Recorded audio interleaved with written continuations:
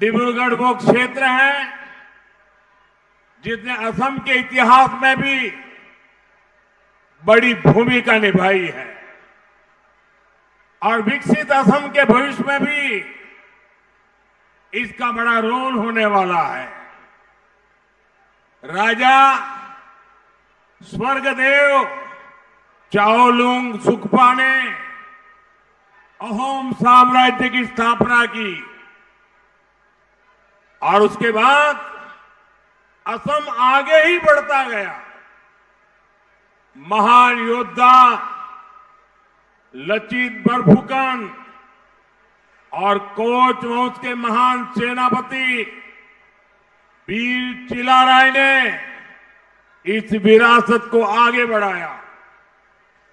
असम में एक भारत श्रेष्ठ भारत की एक शानदार विरासत रही है।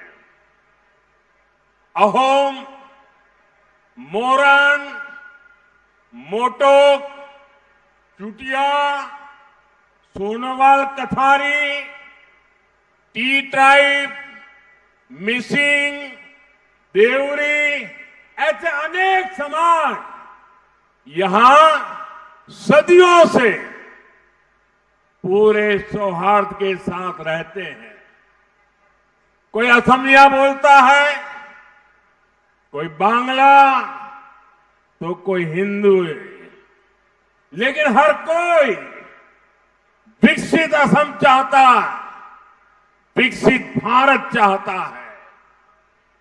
साथियों, भारत रत्न भूपेन हजारिका जी, भारत रत्न लोकप्रिय गोपीनाथ बरदोलोई जी, महान नायक ज्योति प्रसाद अग्रवाला जी, ऐसी अनेक महान संतानों ने असम के समाज को दिशा दी है।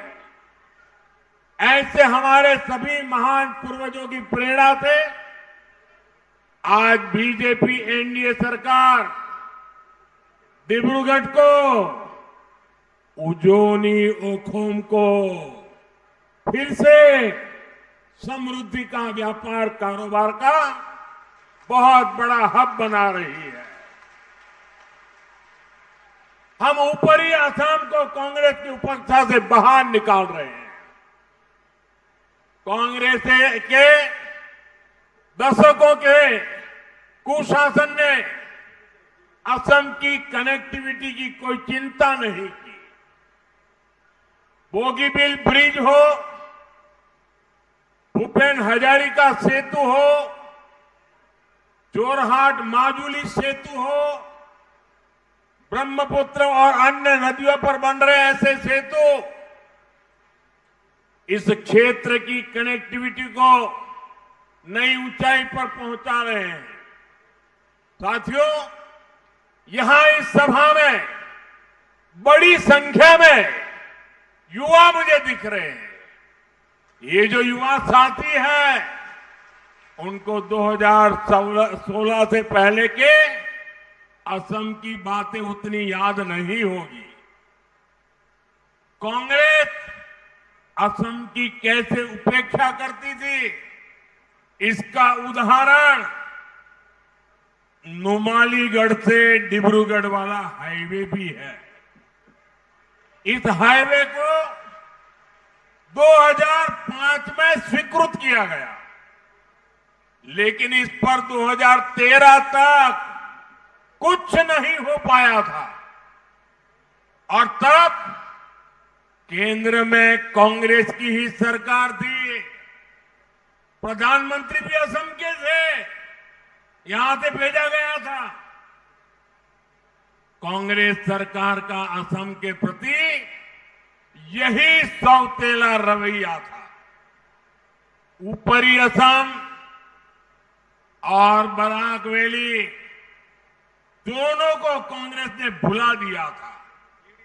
इसलिए कांग्रेस के राज में असम इतना बंटा हुआ रहा। साथियों, कांग्रेस ने आपकी उपेक्षा की, भाजपा ने आपकी आकांक्षा को सिर आंखों पर रखा। कांग्रेसे આપોના લોકો ઉપેક્ષા કરી છે। ભાજપાએ આપોના લોકો આહા આકાંક્ષા હોદાય अग्राधिकार दिया है इसे। अब आप आज की तस्वीर देखिए। कुछ दिन पहले पूरी दुनिया ने मोरन का वो भव्य दृश्य भी देखा जब बीजेपी एनडीए सरकार के बनाए हाईवे पर लड़ाकू जहाज उतरे। मैं खुद वायुसेना के जहाज से सड़क पर उतरा। 10 साल पहले असम के लोगों को गुहार लगानी पड़ती थी कि गाड़ियां चल पाए, कम से कम ऐसी रोड तो बनाइए। आज ऐसे हाईवे बने हैं जहां गाड़ियां तो गाड़ियां, हवाई जहाज भी उतरते हैं। ये दिखाता है कि बीते 10 वर्षों में असम कितना बदला है। साथियों, बीजेपी एनडीए सरकार पूरे असम को कनेक्ट भी कर रही है और प्रशासनिक रूप से भी पहुंच में ला रही है। अब मुख्यमंत्री का सेक्रेटेरिएट डिब्रूगढ़ आ रहा है। यहां असेंबली का भी नया कॉम्प्लेक्स बन रहा है। ये पूरे ऊपर असम के लिए बहुत बड़ी सुविधा होगी। साथियों, असम का ऐसा ही तेज विकास होता रहे, इसके लिए डबल इंजन सरकार बहुत ही जरूरी है। वर्तमान दरई अहोमोर द्रुत उन्नयन कोई था कि बोले डबल इंजन सरकार प्रयोजना से। साथियों, कांग्रेस के कारनामों का बेहतरीन उदाहरण डिब्रूगढ़ का असम गैस क्रैकर प्रोजेक्ट है। ये प्रोजेक्ट असम एकॉर्ड का हिस्सा था। समझौते के 10 साल बाद 1995 में पहली बार नरसिम्हा राव जी ने इसका शिलान्यास रखा था। फिर ये ठंडे बस्ते में डाल दिया गया। उसके बाद कांग्रेस की सरकार ने 2007 में फिर से इसका शिलान्यास किया और फिर से लटकाया गया। आपने 2014 में कांग्रेस को विदाई दी, बाय बाय किया और बीजेपी एनडीए को दिल्ली में अवसर दिया। हमारी सरकार ने इस काम को तेजी से पूरा किया और 2016 में मुझे ही असम गैस क्रैकर प्रोजेक्ट का लोकार्पण करने का अवसर मिला था। यानी समझौते के 30 साल बाद असम को गैस क्रैकर प्रोजेक्ट मिला। साथियों, कांग्रेस करप्ट भी है और काम भी नहीं करना चाहती। कांग्रेसे दुर्नीतियों करे आरो कामों करीबो नहीं निर्विचारे। इसके कारण असम की अनेक पीढ़ियों को बेरोजगारी झेलनी पड़ी। लेकिन बीजेपी एनडीए सरकार रोजगार बनाने के लिए ईमानदारी से प्रयास कर रही है।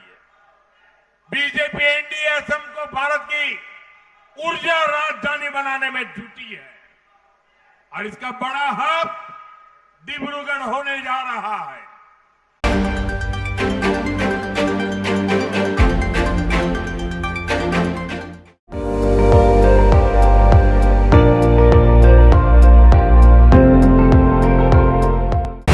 আপুনি চাই আছে ND24 সৰ্বশ্ৰেষ্ঠ নহয় সৰ্বোত্তমৰ দৌৰ।